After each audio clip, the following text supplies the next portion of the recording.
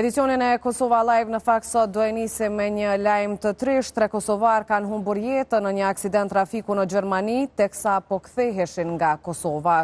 Lajmin e kanë bërë të ditur familjarët e viktimave, të cilët sipas njoftimit kanë treguar se janë T.A 61 vjeç, djali i tij G.A 34 vjeç, si dhe L.A 16 vjeç.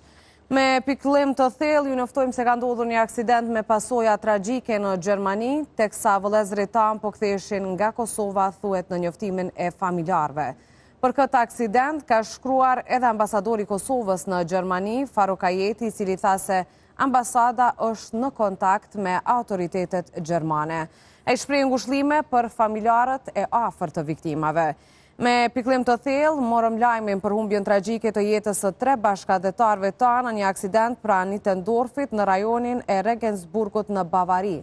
Ambasada e Republikës së Kosovës në Gjermani është në kontakt me autoritetet gjermane lidhur me rastin. Në këto momente jashtëzakonisht të dhimbshme u shprehen ngushëllimet më të sinqerta familjarëve dhe të afërmeve të viktimave. U prishin në faqe, ka shkruar Ajeti. Ndërkohë që Kosova Live ka pasur edhe një komunikim me familjarët e viktimave, natyrisht të njëjtit janë në gjendje shumë të rëndë emocionale. Ata kanë treguar se bashkëdhetarët ishin në Kosovë, ku kanë qëndruar për pushime dhe të njëjtit pastaj janë kthyer në Gjermani, teksa rrugës derisa po bënin pra rrugën për të kthyer atje ka ndodhur edhe ngjarja tragjike. Do të kalojmë tek një lajm tjetër, po ashtu tragjik, një aksident tjetër i rënd rrugor ka marrë jetën e një 38 vjeçari nga Kosova mbrëmjen e sajntës në afërsi të fshatit Fan në Mirdit.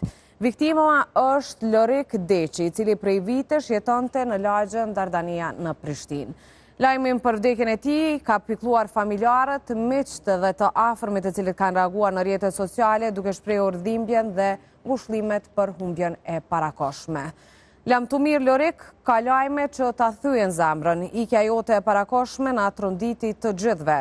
Si djali i lagjës son do të kujtojmë gjithmonë me respekt buzëqeshjen tënde dhe kujtimet që le pas. Fjalët nuk e lehtësojnë dhimbjen që ndjen familja jote, por lutemi që Zoti t'u jep forcë për ta përballuar këtë humbje të rëndë, ka shkruar familjarët dhe miqt në rrjete sociale. Natyrisht të dy rastet janë shumë të rënda, të dyja ka ndodhur aksident trafiku, njëra me vetur, kurse tjetra me motociklet, teksa edhe në rrjetet sociale shihet boshllëku që menjëherë kanë lënë këta persona të cilët kanë ndëruar jetë. Mirë, këto janë dy nga lajmet e para të cilat i ndajmë këto në edicionin e Kosova Live. Ne do të shkojmë me një shkëputje për të kthyer pastaj me një temë tjetër. Do të flasim për situatën politike në vend. E dim tashmë që dje ka dështuar konstituimi i kuvendit, pasi që Kurti kërkoi më shumë kohë për të zhvilluar bisedime sa i përket një koalicioni dhe për zgjedhur çështjen e presidentit. Kështu që vetëm pas pak na pret paneli këtu në T7 për të diskutuar.